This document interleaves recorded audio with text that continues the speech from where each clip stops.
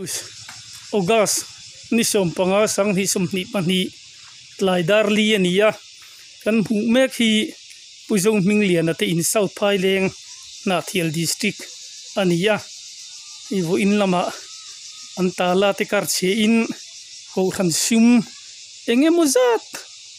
ruk bo ania kan han bel chiang don ani in chung kan han luta hei an niak chiang khop maya ta hianin ei an niak thei zel ani he lama hian an niak hi chiang em bem maya ti chon pin dan lama an lut thei don ani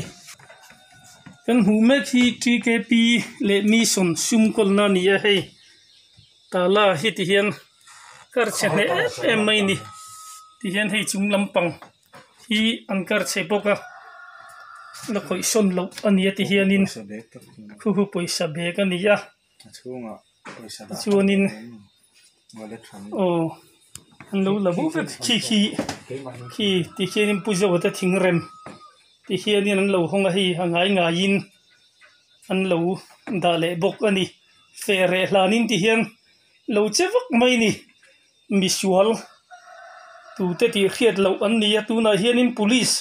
ne na report me ka nia chi chuan helai steel almera hi an hung boka bo mem ta hem pujo steel almera hian kala check hi check ala ni lawani nia hei fe ho hung ania darli so la ni maya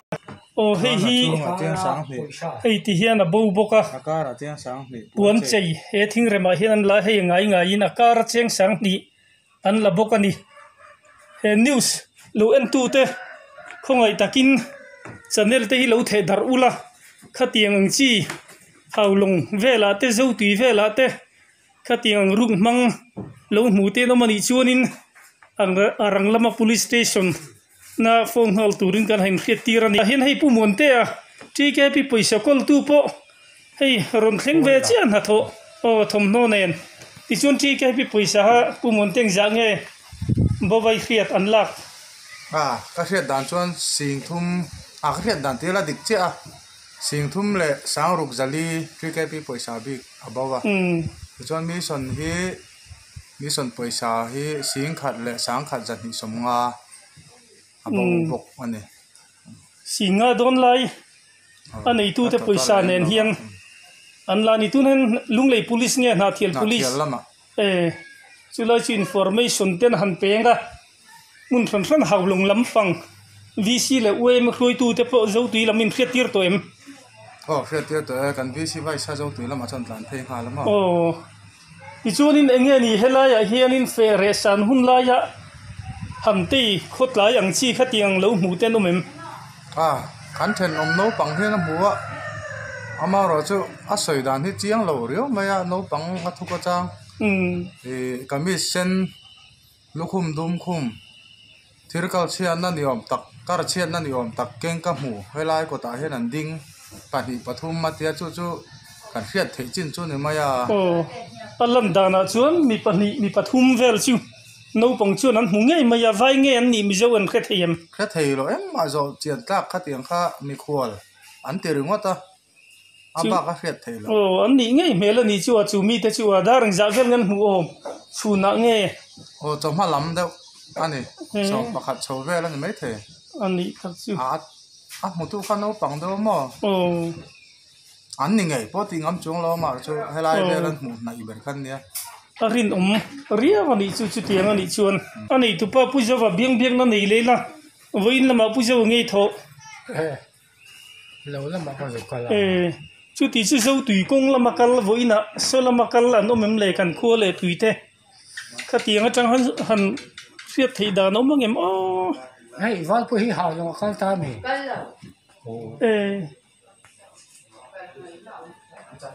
Phaileng a voin lama ron lut khata tang khana chui chu mai therin oma apoi kan ti pui tak zet na ni hei tianga misol tu ti khiat lo tena om lo la na inan lo sio sam vak mai hi kan dem tak zeta man chu nge ni sela na taka khem na pek ni se kan du tak zet ani kan soita kan khan he ni khi zum zit zet khop maya katia ake ni kan han enat hi chuanin ke vong tak khachun ni lo tap maya he ka khap khatle in ji thum velania o he hi chapal nge phei khok nu niang le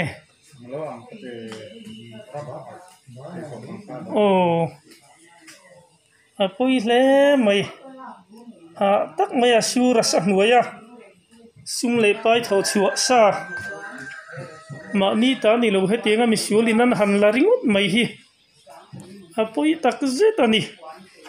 man siole thoi ni selana taka khem ni se kan du le mai pui tak zetani police ron thling phot sila kan ron upload ngal vat lawanga a police lampang te po ron thleng se an ngai dan ti han khep phutila chumi nu chun man mo lem lovin win thil thleng hi zan lama kan ron upload don ani khati jung ha kan ron tilan thei chu ani e